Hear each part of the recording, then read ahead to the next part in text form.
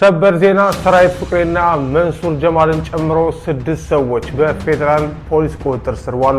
እንደሚከብድ ልነግርህ አልችልም። በጣም ከባድ ነው። ከሰዎች ጋር በነፃነት መገናኘት አትችልም። ሁሉም ቦታ ቀታያቸዋለሁ። ሁሉም ቦታ አሉ። የኛን ጸባያታችሁ ወራጅ አለ አትበሉ ባካችሁ። ሚሊዮን ድሪባ በሚል የማህበራዊ ሚዲያ ስሙ እንግዲህ የተለያዩ ከሀገራችን ባህል፣ ወግ፣ ሃይማኖት ያፈነገጡ ድርጊቶችን ቁጭ ብሎ ዝም ብሎ ቤተ ክህነትን ሲዘረጥጥ የሚውል ሰው አለ።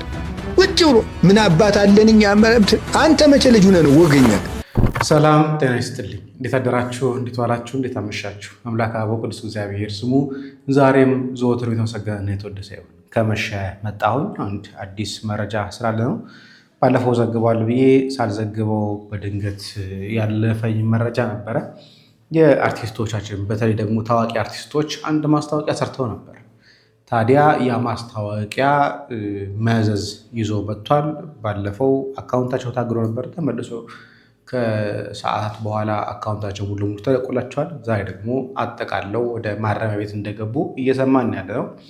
እንመለከተዋለን። ከዛ በተጨማሪ ከዚህ በፊት በፖሊስ ቁጥጥር ስር የነበረ ሰው እንዴት እንደተፈታ ዛሬ ጥያቄ እናቀርባለን። የቀለሜ ጉዳይ አጨቃጫቂ ሆኗል። ለምን የሚለው እናያለን። አባታችን አባ ገብረ ኪዳንም አንዲት ደግሞ በፖለቲካው ዘርፍ ያለች ሴት ስጋት እንዳለባት በተለይ የመታሰር ስጋቷ ከፍተኛ እንደሆነ እናያለን። ለምንድን ነው የሚለው ነገር ከመንፈሳዊ አንጻር አንድ ማሳያችሁ ነገር ይኖራል። ለማንኛውም እንመልከተው። ከዚህ ጊዜ ሰራዊት ፍቅሬ ጦስ ለሰይፉ ፋንታሁንና ለማህደር አሰፋም ተርፏቸው ነበረ።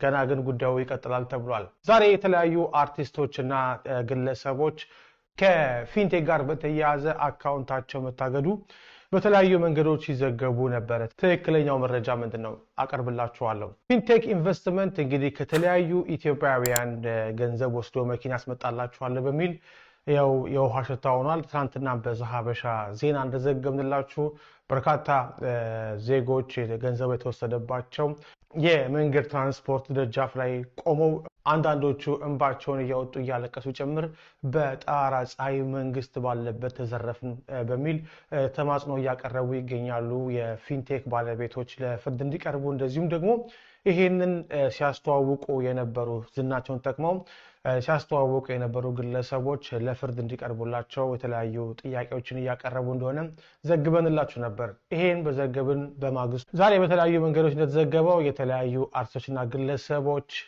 የላቸውን ዝና በመጠቀም ከፊንቴክ ተባባሪ በመሆን የፊንቴክን የሐሰተኛ ማስታወቂያ በማስተዋወቃቸው የተነሳ በእነሱ ተጭበርበናል በሚል ክስ ተመስቶባቸው በፍትሐ ብሔር እየታየ ይገኛልና የእነሱ አካውንት ንብረት መታገዱ መዘገቡ ይታወቃል።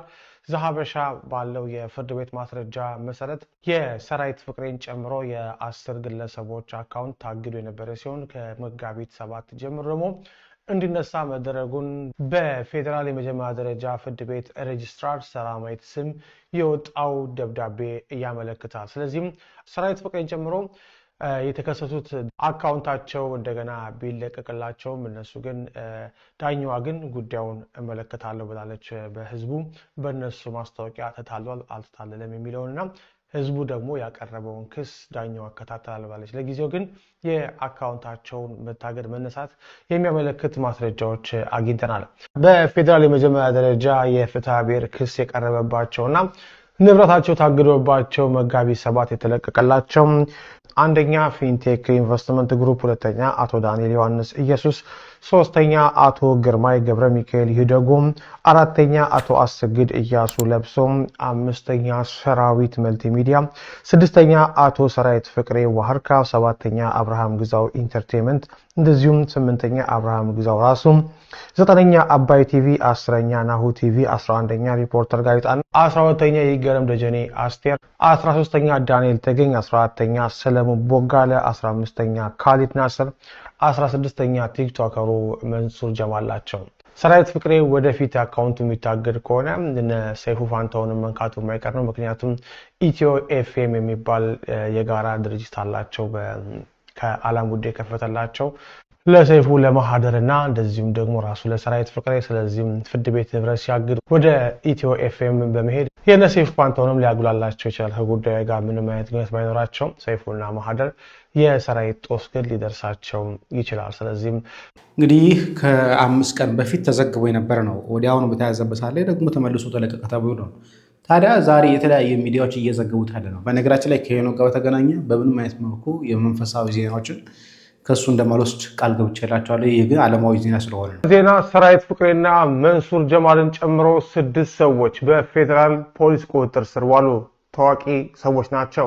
መኪና አስመጣለሁ በሚል በርካታ ሰዎችን ካጭበረበረው ህዝብ እያለቀሰበት ካለው ፊንቴክ ጋር በተያያዘ የተለያዩ ማስታወቂያዎች ሲሰሩ የነበሩትና ማህበረሰብም እነሱን ተከትሎ ገንዘቡን እንዲያወጣ አድርጓል ተብለው የተጠረጠሩት እነ ሰራዊት ፍቅሬ በቁጥጥር ስር ውለዋል። ዛሬ በፌዴራል ፖሊስ የዛሀበሻ ምንጮች እንደገለጹት ሰራዊት ፍቅሬ፣ መንሱር ጀማል፣ አብርሃም ግዛው ልጅ ካሊድ፣ ዳንኤል ተገኝና ይገረም ደጀኔ የተባሉ አርቲስቶች ዛሬ በፌዴራል ፖሊስ ቁጥጥር ስር የዋሉ ሲሆን ይህ ዜና ወደ እናንተ እየደረሰበት እስካለበት ጊዜ ድረስ በፌዴራል ፖሊስ ቁጥጥር ስር እንደሆኑ አውቀናል።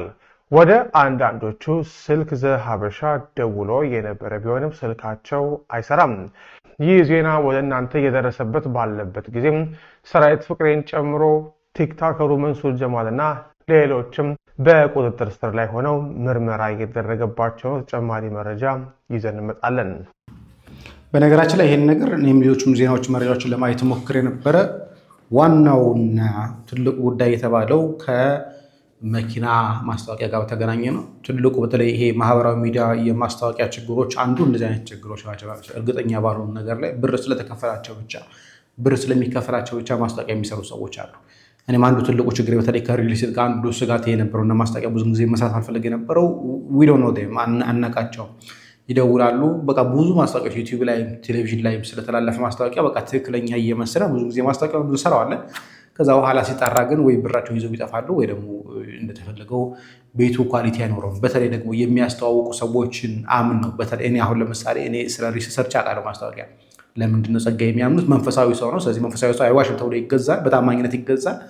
ችግር ሲገጥመው ጸጋዬ እኮ እንዲህ ብሎ ይላል። አሁን ደግሞ በነሰራዊት ደግሞ ሲሆን ደግሞ አስቡት፣ በጣም ብዙ ሰው የሚከተላቸው ሰዎች ናቸው፣ ተአማኝነት አላቸው። ስለዚህ እነሱ በሰሩት ስራ ደግሞ ብዙ ሰዎች ሲጎዱ ውስጥ ደግሞ በጣም ከባድ ነው። አሁን መገንዘብ ቀላል አይደለም። በጣም ሺዎች ሰዎች ናቸው መኪና ለመግዛት እንዳስበው የነበረው፣ ነገር ግን ድርጅቱ ጠፍቷል። ይሄ በጣም ትልቅ ይሰራ። በተለይ ደግሞ ከዚህ በኋላ ማስታወቂያ ለሚሰሩ ሰዎች እርግጠኛ ባልሆኑት ነገር ላይ ማስታወቂያ ባይሰሩ ጥሩ ነው። ከዚህ በፊት ዳንኤል የተባለ ስሙ ዳንኤል ይመስለኛል እንዴት ተብሎ ተዘግቧል። ሚሊዮን ድሪባ በሚል የማህበራዊ ሚዲያ ስሙ እንግዲህ የተለያዩ ከሀገራችን ባህል፣ ወግ፣ ሃይማኖት ያፈነገጡ ድርጊቶችን የሚያጋራ አንድ ግለሰብ አለ። በዚህም በተለይም ደግሞ የሴቶችን ሞራል የሚነካና በማህበረሰባችንም ጸያፍ የሚባሉ ድርጊቶችን ነው የሚያጋራው።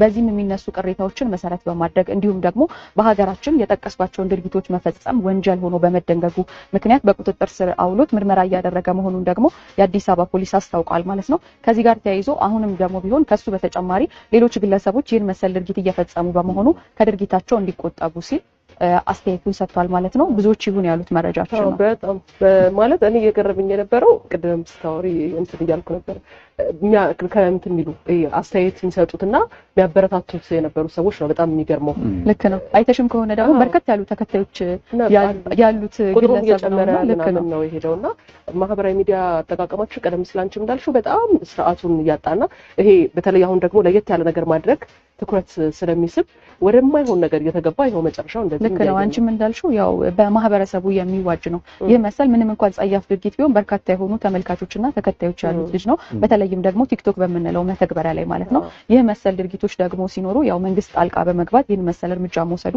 ያለን መስተጋብር፣ ማህበራዊ እሴትና ባህላችን እንዳይሸረሸር የሚያደርግ በመሆኑ ብዙዎች ይሁን ያሉትና ያስደሰታቸው እርምጃ ነው። እንግዲህ ሰው ከማህበረሰቡ ያፈነገጠ ከባህል ያፈነገጠ እንደ ሴት ልጅ የለበሰ ጡት መያዣ እያደረገ ሲሄድ የነበረ ሰው በምን ተአምር ተፈቶ ነው ኬንያ ገብቶ ድጋሚ መሐመድንም አላህንም ሲሰር የተያዘ? በምን ምክንያት ነው? ከማህበረሰቡ ያፈነገጠ ከባህል ከስርዓት ከወጉ ያፈነገጠ ነው ተብሎ የታሰረ ሰው ፍርድ ሳይፈረደበት ተገቢውን ቅጣት ሳይቀጣ ድጋሚ ተመልሶ ቅጣቱ ማረሚያ እንዲታረም ካልተደረገ መታሰሩ ጥቅም የለውም። ታሰረ፣ ሳይታረም ወጣ፣ ተመልሶ ወደ ጥፋት ገባ። ኬንያ ደግሞ ያው እንግዲህ እንዳየነው ዋጋውን ሰጡትም ጭምር እንደነበር እናያለን። ግን ለምንድን ነው የታሰሩ ሰዎች ምንም ሳይባል መውጣታቸውን መለቃቸውን ሳንሰማ ተመልሰው ወደ ጥፋታቸው ሲመለሱ ግን እናያለን። በጣም ያሳዝናል። ስለዚህ ህገ መንግስቱ በትክክል ወይ መረጃ አጣርቶ ሰውየው እንዳለው አጣርተን አስራለን የነበረው አሁን አስረው ነው የሚያጣሩት፣ ወይ ያሌለ መረጃ እየሰጡ ነው፣ ወይ ደግሞ ሆን ብለው ብጥብጥ እንዲነሳ እያደረጉ ያሉት። ወደ መናፍቃሉ ልምጣ። ቀለም ወርቅ አይተንፍሱ። ይቺ ከስር የምታዩት ብርቱካን የምትባለው ሰው ዮኒ ማኛን ያጠመቀችዋ ሴት ነች፣ ወይ ደግሞ ኮቴልኮት አስተምሪዋ ያለች ሴት። ውሸታምነትን እኔ በኤርሚያስ የሚባል ሰውዬ ውሸታምነትን ጠላው፣ አገልግሎትንም ጠላው። እውነቴን ነው የምነግርህ። እንደዚህ የሆነ የሚቀጥል ከሆነ የፕሮቴስታንት እምነት ይቀጥላል ብዬ ማሰብ አልችልም። እኔ አልችልም። የእውነት ነው የምነግርሽ። በቃ እኔ በጣም አዝኗል። በጣም ለሱስ ነገ ጠዋት ለልጆች ውስጥ ምንድን ይገጥማቸው? ለሱስ የሚያተርፈው ነገር ምንድን ነው? ምንድን ነው እሱ የሚያተርፈው ትርፉ? ንገሪኝ እስቲ። ስለዚህ ሁላችንንም እየተነሳ እየተቀጠቀጠ ማንም እየተሰደበ አሁን የሚኖርበት ሰዓት ደግሞ ሁሉም ሰው ደግሞ ለራሱ ልቡ ስስ ነው። ሁሉም ሰው የከፋው ነው ያለው አሁን ላይ። እሱ አይነት ክፉ ሰውና እኔ ተሳዳቢ ሰው እንደዚህ ውሸታም ሰው እኔ አሁንም ቢሆን መቼም ቢሆን እንዲህ ሰው ለሰው ብሎ እንዲህ ሰው ማጥፋት ይሄን ያህል ከኢትዮጵያ እስከ አሜሪካን አገልግሎቴን ከኢትዮጵያ እስከ አሜሪካን ድረስ ተከትሎ አገልግሎት ማበላሸት እንዴ! ኢትዮጵያ እንደዛ ሲናገር መጣ። አሁን ደግሞ አሜሪካ መጥቶ አረ እንደዚህ ነውር ነው። በጣም በእውነት ግፍ ነው። ለሱም ግፍ ነው፣ ለቤቱም ግፍ ነው፣ ለልጆቹም የሚያስቀምጠው ነገር ግፍ ነው። ለሁሉ ነገር ግፍ ነው የሚሆንበት። ኤርሚያስ ብር ለማግኘት ተብሎ ይሄ መንገድ መሄድ ነው በእውነት በጣም ሲበዛ ሲበዛ ሲበዛ ሲበዛ እኔ አዝኜበታለሁ። ጌታ ኢየሱስ ምስክሬ ነው የምነግርሽ። እና ይሄን ያህል ደግሞ ጠማምነት ይሄን ያህል ክፋት ነው በፍጹም በፍጹም። እንዴ ምን አድርጌ እኔ ያደረኩት ዮኒ ማኛ መጣው። ከዛ ውጪ ምንም አላደረኩኝም። ምንም ያደረኩት ነገር የለም። በቃ አለቀ። አስጠመቅኩኝ። ለምን ሳታስተምሩ አስጠመቀችው እንዲያደረገችው እያለ ኢሹን የፈጠረው እሱ ነው። ምንድነው እሱ? ይሄ ሁሉ ነገር እንደሰማሽው እነሱ ናቸው አለ። ከነሱ ነው ስድብን የተማርኩት፣ ክፋትን ከነሱ ተማርኩት። እሱ የመጣው ዮኒ እኛ ጋር ጥሩ ነገር ያገኝ መስሎት ነው፣ ፍቅር ለሚያገኝ መስሎት ነው። ከዛ ውጪ ምንድነው? እቺ ሴት ጌታን ሰውን አስቀበለች ተብላ እንደ እባብ ምንድነው የሚባል አናቷን ትባል ተብሎ መነገር አለበት። ማት ሰው ሰብስቦ ማለት ነው ቁጭ አድርጎ ከጠዋት እስከ አንቺ ጠዋት እኮ ነው በዚህ ሀገር ከ10 ሰዓት ምናምን ጀምሮ የገባ እስከ ምሽቱ ድረስ እሱ ጋር እኮ ነጋበት ሁሉ ሌሊቱ ሰው እስከሚነጋበት ድረስ ስለ አንድ ሴት ለምንድን ነው የሚወራው? ምን ተፈልጎ ነው የሚወራው? አስቢ እንግዲህ። ያላልኩትንም እሱንም ገና በደንብ መስማትም አለብኝ። በኤአይ አቀነባብሮ ያቀረበው አንድ ነገር ግን አለ። እኔ እንደዚህ አልመሰለኝም ነበር። ለካ አሁን እኮ የምሰማው የማየው ነገር ሁሉ ውሸት ነው ያሰማው። አሁን እኔ እኮ ዮኒ ብሎኛል። እኔ ብትሰርቢኛል አሁን ኤአይ ጊዜ ስለሆነ ያንቺን ድምፅ ሁሉም ነገር አርገውሽ ሊያቀርቡልኝ ይችላሉ አለ። እንደሱ እንኳን አርገው አምጥተው ቢያቀርቡልኝ አንቺን መቼም አልሰድብሽም ያለ መቼም ለአንቺ መልስ አልሰጥም ያለ ዮኒ። እውነቴን ነው የምነግርሽ። ስለዚህ እቺ ቅንብር ናት ማለት ነው። እኔ ስለ አሁን እኮ የምጽፉትን እኮ ሳይ ነው እንትን ያለኝ። እኔ አንዳንድ ጊዜ ቸኩዬ ምናምን እላለሁኝ እና ስለዚህ ይሄ ውሸት ነው። እሱም እችን ያቀነባበራትን ነገር ሁሉም ሰው እኮ ሰምቶ በኤአይ ነው አሉት። እኔ ከዚህ ቀደም ራሱ ትዝ ይልሽ ከሆነ እኔ ያላልኩትን ነቢት ብርቱካን ናት እንደዚህ ብላለች፣ የትግራይ ህዝብ እንደዚህ ይፈጠር እንደዚህ ብላለች ተብሎ ወጥቶ ስለኔ ዓለም ሁሉ ወጥቶ ሲሰርበኝ ትገደል በፍጥነት እየተባልኩትን ያደርጋል እንዴ? ግን ሲጣራ ያለው መጨረሻ ላይ ውሸት። አየሽ፣ ሁልጊዜ ውሸት እንደዚህ ናት። እውነት ትመስላለች ስትወራ ማለት ነው። በጣም አስቸጋሪ ነው። እነኚህ ሰዎች ናቸው እንግዲህ ኦርቶዶክስ ቤተክርስቲያንን ሲሳደብላቸው ደስ ሲላቸው የነበሩ ሰዎች እነሱ ጋር ዞር ለካስ የሚያወራው ነገር ለካስ ውሸት ነው፣ ሐሰት ነው፣ ለካስ እኛ ላይ ሲደርስ አወቅን የሚሉት አሁን ነው። ቤተክርስቲያን ላይ አፉን በሐሰት ሲከስ በሐሰት አፉን ሲከፍት ይሄ ነገር ትክክል አይደለም ሐሰት ነው ብለን ስናጋለጠው የሚደግፉ ሰዎች የወንጌል አርበኛ ጀግና የሚሉ ሰዎች አሁን እነሱ ላይ ሲደርስ ሲነካቸው ሲገባቸው ለካስ የሚናገረው ውሸት ነው ማለት ጀምረዋል። አንድ ነገር ሐሰት ነው ለማለት ትክክል አይደለም ዋሽተሃል ተው ለማለት እስኪደርስብህ ድረስ ለምንድን ነው የምንጠብቀው? ውስጣችን ያውቀው የለው የሚናገረው ነገር ውሸት መሆኑ? ለምንድነው በሐሰት ፊድ እናረጋቸው እናጠገባቸው እንሞላቸውና መርዛቸው ተመልሶ ራሳችንን መጉዳት ሲጀምር የዛን ጊዜ መንቃት ይጀምራል። ያሳዝናል። በጣም አስቸጋሪ ነው። አስቸጋሪ የሚለው ቃል ራሱ ሊገልጸው ይችላል አይችልም የሚለውን እርግጠኛ አይደለሁም ቴዲ። በቃ የዕለት ተዕለት እንቅስቃሴ ራሱ በቃ በእንትን ነው በቃ አቅጣጫህን ዙሪያህን በማየት ነው እንትን የሚለው እና ያ ምን ያህል እንደሚከብድ ልነግርህ አልችልም። በጣም በጣም ከባድ ነው። ከሰዎች ጋር በነፃነት መገናኘት አትችልም። ሁሉም ቦታ በቃ ታያቸዋለህ። ሁሉም ቦታ አሉ እና ምኖቹ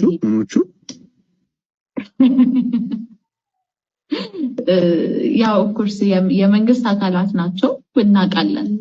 እንትኑን ግን ደግሞ እንድናቅም ያደርጉናል። እንደሚከታተሉን እንደሚያዩን ከነሱ እይታ እንደማናመልጥ whatever the case ምንም እያደረግንም ቢሆን ከነሱ እይታ እንድናመልጥ እንደማያደርጉ እያየን ነው ያ እንደሆነ። ከዛም ግን ባለፈ ለአንዳንድ ሰዎች አሉ ከውስጥም በኩል የምንሰማቸው መረጃዎች አሉ እስከ ግድያ ድረስ የሚያስቡ እንደሆኑ። በተለይ ደግሞ ይሄ አንዳንድ ጊዜ መታሰር በጣም የምታመሰግንበት ጊዜ ደርሰሃል መሰለኝ አሁን ላይ። እንዴት አድርጌ ላስረዳ? በጣም አስቸጋሪ ነው ብቻ ያለው ነገር።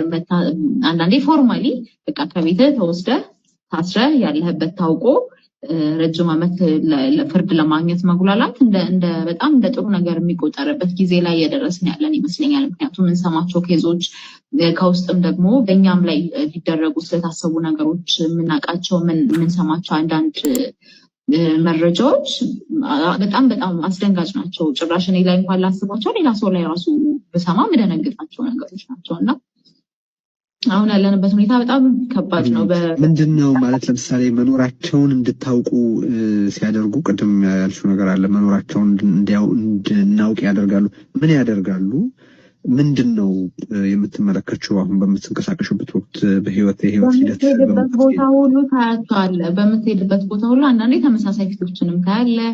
ለምሳሌ እኔ አንድ ያጋጠመኝን ነገር ልንገርህ። ከአንድ ዲፕሎማት ወዳጄ ጋር ተገናኘን። ለሻይ ቡና የተገናኘ ነው። መጡ፣ ተቀመጡ። ከዛ ወጣን፣ ቦታ ቀየረን፣ ድጋሚ መጡ፣ ተቀመጡ። እንትን ይሄ በደንብ ደግሞ አንዳንድ ጊዜ ሸፈን ብሎም እኮ መከታተል አንድ ነገር ነው። በግልጽ ነው የሚከታተሉት። እንደሚከታተሉ እንድታቅም ደግሞ ያደርጋሉ እነዛ ሰዎች ማለት ነው። ከዛ ደግሞ ተደጋጋሚ ፊቶችን ታያለህ ማለት አሁን እንደዚህ ብዬ ብነግርህ እንትን ላይ መስል ይችላል። ግን በቃ በዕለት ተዕለት ህይወት ስታሳልፈው በጣም ሪዝነብል እና ሎጂካል ነው ነገሩ። ታየዋለህ በደንብ በህይወት ውስጥ ሆቴሎች ላይ ክትትላለ፣ የምንቀመጥባቸው ቦታዎች ላይ በደንብ እናያቸዋለን። ቢሮ አካባቢ እንዲሁ ቤት አካባቢ።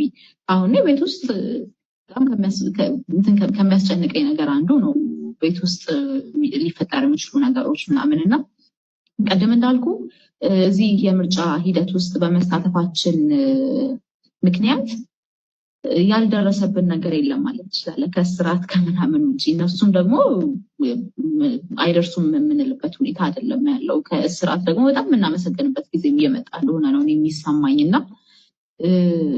እንግዲህ ከባድ ነው ያለው ነገር። ግን በዚህ ሂደት ውስጥ መሳተፋችን የሂደቱን ዲሞክራሲያዊነት እንደማያረጋግጥ ማሳያ አንዱ ይሄ አሁን የጠቀስኩልህ ኢንሲደንቶች፣ የሚደረጉ ክትትሎች፣ ማስፈራሪያዎች፣ ዛቻዎች፣ ከዛ ደግሞ በሶሻል ሚዲያው ኦርኬስትሬትድ በሆነ መልኩ የሚከፈቱ ዘመቻዎች በእኔም ላይ በድርጅቱም ላይ በአመራሩ ላይ በአጠቃላይ የሚከፈቱ ዘመቻዎች አንድ ማሳያ ናቸው። ሂደቱም በፍጹም ዲሞክራሲያዊ እንዳልሆነ እና የምርጫ የክርክር መድረክ ላይ ተናግረን በወጣንባቸው ምክንያቶች ምን ያህል ጉዳት እንደሚደርስ ምን ያህል መከራ ውስጥ እንደምንገባ አንዱ ማሳያ ነው። ስለዚህ አንዱ ነገር ምርጫው ዲሞክራሲያዊ እንደማይሆንና ሂደቱ ደግሞ ዲሞክራሲያዊ እንዳልሆነ ማሳያው አንዱ በዚህ በኩል በነፃነት እንዲናገሩ ስለፈቀድላቸው እየተንቀሳቀሱ ነው ይባላል።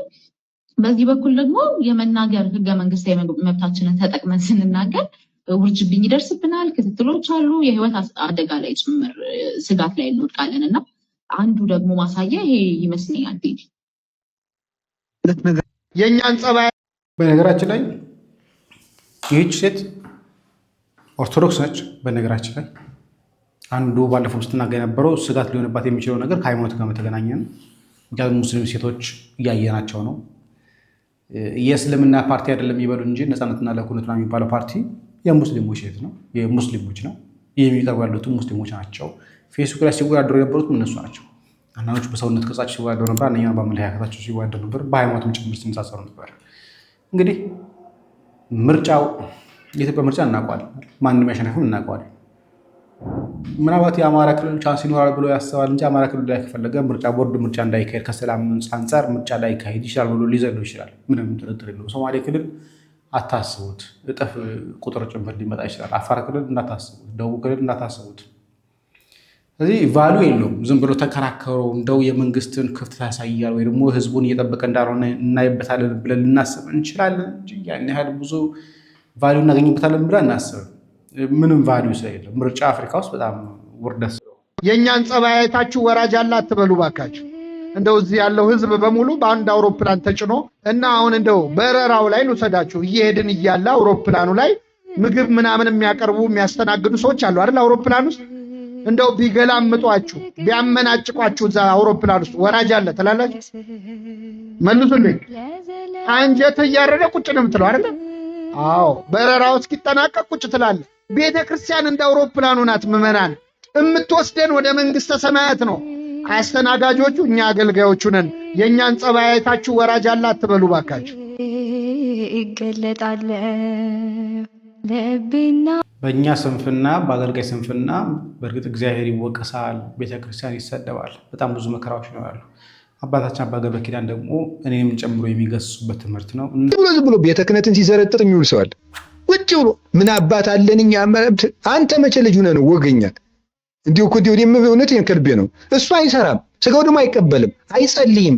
ቁጭ ብሎ አባቶቻችን ስላለቁብን ነው የሁሉ መከራ ስለመጣብን። አንተ ነህ እንጂ ምዕመን የሆንከው አሰራም ወይ? ዝም ብለህ ልቅ። እንዲሁ እኮ ይገርማል። እስኪ ሂዱ አሁን ተሰብስበኝ ራብ አፈር ብላ ራብ አቤት አፈር ብላ አቤትም አይልም። አሁን ራብን ስለሰደብነው ልንጠግብ ነው? አንጠግብ። ስራ ነው ዘመዶች፣ ስራ ነው ዋናው። የተግባር ሰው መሆን የድርሻችን እንዲች ማድረግ ነው። የጀመርናትን መድኃኔዓለም ይባርካል። አብሮና ያለ ሩቅ አይደለም። ደግሞስ እንደው ክርስቶስ ቤተክርስቲያንን ሽጧታል ማለት ትዕቢት እኮ ነው። ትቷል። ቄሶቹ ስለበደሉ፣ ጳጳሶች ስለበደሉ ክርስቶስ ጥሎን ሄዷል። ወዘተርፈ የት ነው የሚሄደው? እስከ ዓለም ፍጻሜ አለሁ ብሏል። ደግሞ ስለምዕመናን የሚራራ እግዚአብሔር ለጳጳሳት ለካህናት አይራራም እንዴ? አይራራም? ይራር እንዴት አይራራም? እነሱ በጎቹ አይደሉም እንዴ? እና ስራ እንስራ እናትርፍ። እንግዲህ ቁጭ ብላችሁ ሲባካችሁ አስቡ። ጆሮ፣ አይን፣ እጅ፣ እምነት፣ ተስፋ፣ ፍቅር፣ ሰላም፣ ትዕግስት፣ ዲቁና፣ ቅስና፣ ጵጵስና፣ ሊቀ ጵጵስና፣ ማስተማር፣ ማቁረብ፣ ምዕመንነት፣ አምስቱ ሕዋሳት ውስጥ ዕውቀታችን፣ ምክንያታችን፣ መረዳታችን፣ ሌላስ ሐሳባችን፣ ሌላስ ስሜታችንን ማስተካከል። እንዲህ ያደረግነው ከዛ ሁለቱ ተግባርና ምንድን ናቸው? ሐሳብ ነው። ተግባርና ሐሳብ መቀናጀት። ያሰብነው ስታስቡት ሐሳባችን በእውቀት ለኩት። እውቀት ብለን ቅድም እውቀታችሁን በምክንያት አስረዱት። ያንን እዛችሁ ምንና ታደርጋላችሁ? ዙሪያ ገባውን አይቶ መወሰን። ወስኖ ምን ይላል ደግሞ? እምነት አለን ደግሞ አምነህ ተሰማራ ብሏል አይደለ ዳዊት? አምኖ ደግሞ መሰማራት። ሲበላሽ ደግሞ በተስፋ ቀጣይ ይሳካል ማለት። እንዲህ ያደረግን መቀጠል ነው የሚያዋጣን። እግዚአብሔር እንደው ከኛ ጋር ነው። እንግዲህ እናተርፋለን። እንድናተርፍበት እግዚአብሔር ይርዳን። በዚህ ዓለም ምንድነው ጨክኖ መስራት፣ አይነቱን መጠበቅ፣ ራስን አዋርዶ መስራት፣ ትርፍና ኪሳራን መገምገም የነጋዴ ጠባይ። ገብቷችኋል? ምንድን ያልኳችሁ? ጨክኖ መስራት፣ ትርፍና ኪሳራን መገምገም፣ እሺ፣ ራስን አዋርዶ መስራት፣ አይነቱን መጠበቅ። የነጋዴ አራት መሰረታዊ ነገሮች ናቸው። እንደዚህ ነው የሚያደርገው። አራቱን ነው የሚያደርገው። ራሱን አዋርዶ ሲሰራ ልብ በሉ፣ የሆነ ድግስ ላይ ሱፍና ከረባት አድርጎ የምታዩት ባለሀብት እንትን ቱታ አድርጎ በርበሬ ሲሰፍር ነው የምታገኙት። ይሄ ምን ይባላል? እሁ እያለ ያ ሰውዬ ምንድነው ራስን አዋርዶ ምን ማለት ነው መስራት። ከዚያስ ደግሞ አይነቱን መጠበቅ። አይነቱን እየበላ ትርፍ የለም። አይነቶች እነማን ናቸው? የቅድሞቹ እንዳይነኩ እነዚህ እና አይን እነ ጆሮ ይጠበቁ ነው እንዳይበላሹ። አይነቱ እንዳይበላ። አይነቱ ከተበላ ትርፍ የለም። ይሄንን እነዚህን ህዋሳቶቻችን ዋናውን እያበላሸን በህይወታችን ትርፍ አናገኝ። እነዚህ ላይ ነው ትኩረት ማድረግ። ሌላስ ትርፍና ኪሳራ መገምገም ምን ማለት ነው? ማታ ማታ ውሏችንን መገምገም። በሳምንት አንድ ቀን ሳምንታችን መገምገም። ዛሬ ማታ ለምሳሌ ሁልጊዜ ራስን መገምገም። ለምሳሌ በየቅጽበቱ ራስን መገምገም። ይሄ እድገቱ ለአንደኛው ከፍ ሲል ነው። ከፍ ሲል 10 ደቂቃ ከአንድ ወንድም ጋር አውግቶ ሲላይ ከዚህ ውይይታችን አትርፌ ነበር ከስሬ ነበር ይላል ብሎ ይገመግማል ማለት ነው። 30 ደቂቃ ከወንድም ጋር ከተጫወተ ከዚህ ቆይታችን አተረፍኩ ከሰርኩ ብሎ ራሱን ያያል። ይሄ በጣም ሰው እያደገ ሲሄድ ነው። ከዛ ምን ያደርጋል? አነስ ስናደርገው ደግሞ ውሎ ማታ ዛሬ ከክርስቶስ ዋልኩ ከሰይጣን ጋር ስከስር ዋልኩ ሳተርፍ ለዘላለም ሕይወት ሰራው ለሞት ሰራው አጣው አገኘው ብሎ ማታ ገምግሞ ይተኛ። ጠዋት ሲነሳ ራሱን ይገመግማል። ሌሊቱ ትርፋማ ነበር የከሰረ ከእግዚአብሔር ጋር አደርኩ ከሰይጣን ጋር ለሕይወት አደርኩ ለሞት ብሎ ደግሞ ሌሊቱን ማልዳ ይገመግማል። ይሄ ያደገ ሰው ነው። ይሄንን እኮ ምንድን ማድረጋችሁ 5 ደቂቃ ማሰብ ነው፣ ሌላ የለው። በሳምንት አንድ ቀን እንዲማረግ አጠቃላይ። ከዛ ደግሞ ምን እናደርጋለን? በህይወታችን ደግሞ እንገመግመዋለን። ለምሳሌ መነኩሴ ከሆነ በምንኩስና እያተረፍኩ ነው እየከሰርኩ ነው። ተማሪ ከሆነ በተማሪነት እየከሰርኩ ነው እያተረፍኩ ነው። በምዕመንነት እያተረፍኩ ነው እያከሰርኩ ነው። ባለትዳር ከሆነ በትዳሩ እንዳተረፈበትና እየከሰረበት መሆኑን ማየት። የት ባጭሩ ምንድነው መሰላችሁ? እጄ ላይ ባለው ነገር የት ደርስበታለሁ? ምን እያረኩበት ነው? እግዚአብሔር እጄ ላይ ባደረገው ባስቀመጠው ነገር ምን እያረኩ ነው? እየኖርኩ ነው እየሞትኩ ብሎ ማየት። ከዛ በየጊዜው ራስን ማንቃት፣ ደስታን መቆጣጠር። ምክንያቱም ወደ ማን ደስታ እንድንገባ? ወደ ጌታችን ደስታ እንድንገባ። በትንሹ መታመን ምን ማለት ነው?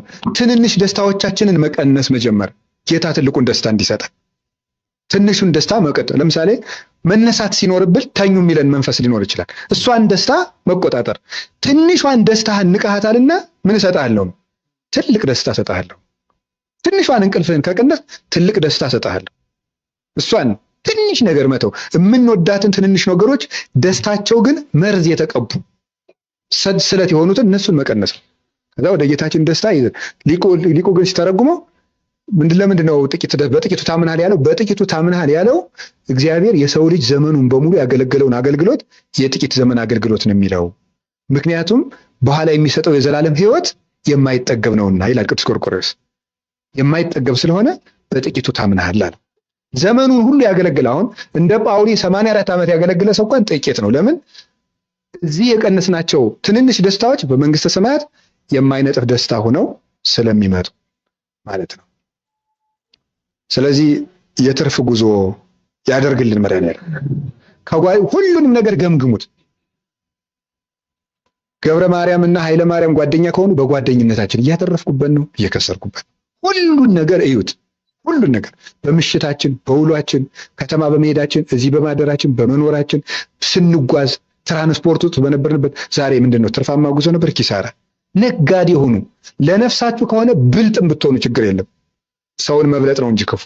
ነጋዴያዊ አይምሮ ይኑረን። ለነፍሳችን ከሆነ ችግር የለም። ለነፍሳችን ከሆነ የንግድ አይምሮ ይኑረን። በቃ መክሰር የለብኝም፣ ክርስቶስ በሰጠኝ መክሊት ማትረፍ አለብኝ ብለን ነው መሰማራት ያለብን። በጾታችሁ ማሰብ ትችላላችሁ። በወንድነት ያተረፍኩበት፣ በሴትነት ያተረፍኩበት ማለት ይገባል። እየሰማችሁ ነው? የኔ ወንድነት ኪሳራ ነው ትርፍ ነው በሉ። ወንዶችና ያልኩ መነኩሴ ወንድ አይባልም። ሴቶችም የኔ ሴትነት ትርፍ ነው ኪሳራ በሉ። በዚህ ሴትነት እነማን ምን አትርፈውበታል ብሎ ማሰብ፣ ሁሉን ነገር ማየት ራስን ማለት ነው። ሰማችሁ? እግዚአብሔር እንድናተርፍ ይርዳን። የከሰርነውን በትርፍ ይተካልን። ሀገራችን ከዚህ መከራ እንኳን ቢሆን ሰላም እንድታተርፍ ይርዳን መድኃኒዓለም። አሜን። አባታችን አባ ገብረ ኪዳንን እግዚአብሔር አምላካችን ረጅም ዕድሜ ከጤና ጋር ይስጥልን። የተማርነውን የሰማነውን ነገር እንድናተርፍበት ይርዳን። አምላክ አበው ቅዱስ እግዚአብሔር ስሙ የተመሰገነ ይሁን። ከመሸን የመጣሁባችሁ ቸር ቆዩ።